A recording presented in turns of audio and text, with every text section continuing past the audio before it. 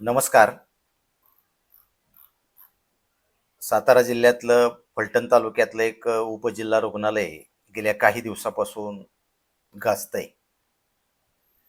पाठीमागं एका डॉक्टरच्या आत्महत्येवरून संपूर्ण महाराष्ट्रभर अ, असंतोष पसरलेला होता आणि अशा अवस्थेमध्ये हे प्रकरण सावरत नाही, लोकांच्या डोक्यातून जात नाही, तोपर्यंतच 28 जुलैला एक दुसरं प्रकरण याच रुग्णालयात घडलं.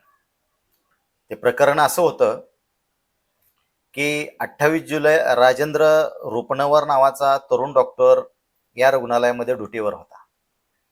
28 जुलैला संध्याकाळी 5:15च्या सुमारास 5-6 मंडळी आली. त्यांना शस्त्र परवान्यासाठी फिटनेस सर्टिफिकेट हवं होतं. राजेंद्र यांनी बीपी आणि ईसीजीचा रिपोर्ट आणायला सांगितला. तसंच मानसोपचार तज्ज्ञाचा अहवालही गरजेचा असल्याची जाणीव करून दिली. त्यानंतर ही मंडळी निघून गेली. पुन्हा 1 तासाने आली. त्यावेळेस केवळ इमर्जन्सी केसेस घेण्याची सरकारी ड्युटी सुरू झालेली होती राजेंद्र यांची.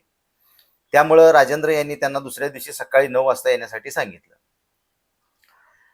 आम्हाला पुण्याला जायचं आहे, काम फक्त एक शिक्का तर द्यायचा आहे, देऊन टक्के अशी भाषा समोरून येताच राजेंद्रनं याला ठामपणे नकार दिला. त्यातल्या ईसीजी रिपोर्ट ॲबनॉर्मल दाखवत होता.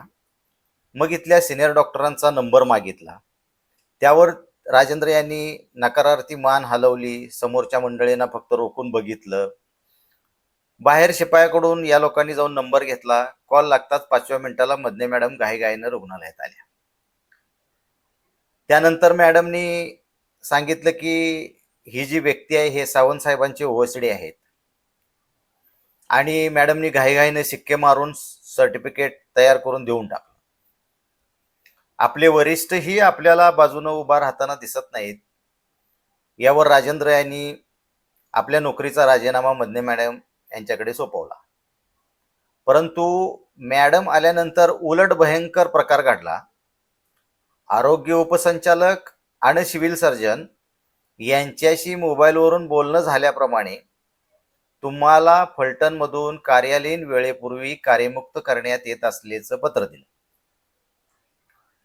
हे वाचताच त्याच्या पायाखालची जमीन सरकली. आपण सहन करून उलट आपल्यावरच अन्याय झाल्याची खंत त्याच्या मनात आली. त्यानं गाडीला किक मारली. थेट गाव गाठलं. गावातल्या टेकडीवरच्या मंदिरावरती जाऊन तळहातावर सुसाईड नोट लिहिली.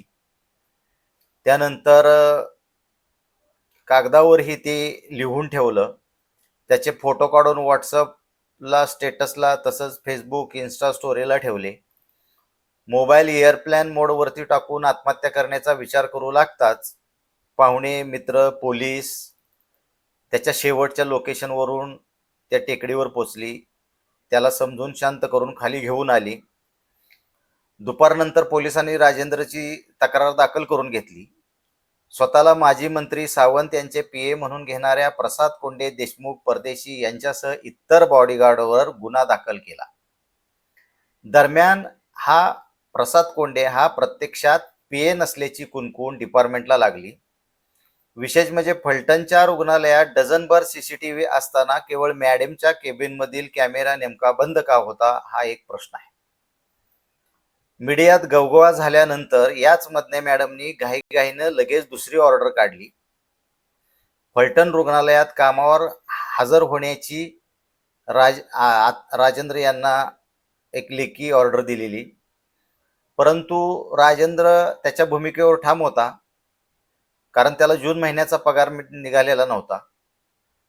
त्याची एकच अट्ट होती की माझा जून महिन्याचा पगार निघावा आणि परक्या लोकांसमोर माझ्या पेशाचा अपमान केलेला आहे त्या मॅडमवरती कारवाई करण्यात यावी.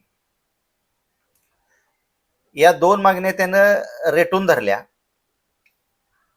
आणि अजून ते धरलेल्या आहेत. अन्यथा 29 ऑगस्टला सुसाईड नोट न लिहिता थेट फाशी घेण्याची जाणीव करून दिली.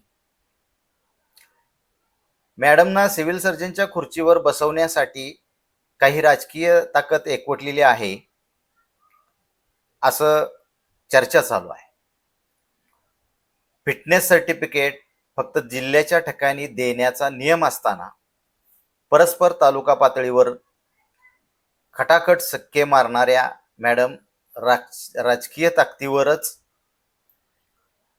ऑर्डर काढू लागले आहेत का काय?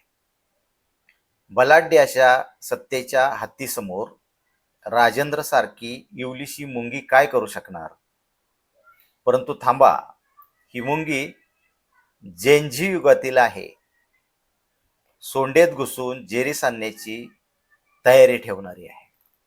काही महिन्यापूर्वी एका महिला डॉक्टरच्या आत्महत्येमुळे फलटण रडारावरती आलेलं होतं आणि ते पुढे असतानाच हे प्रकार दिसत आहेत.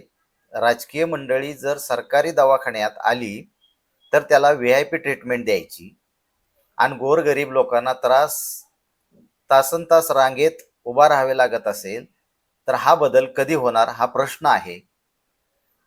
आणि खरं तर आता हे असं घडणार नाही किंवा याचा सर्वसामान्य डॉक्टर, सर्वसामान्य रुग्ण यांना त्रास होणार नाही याची खबरदारी इथून पुढे तरी घेतली जाईल अशी आशा करूया. धन्यवाद.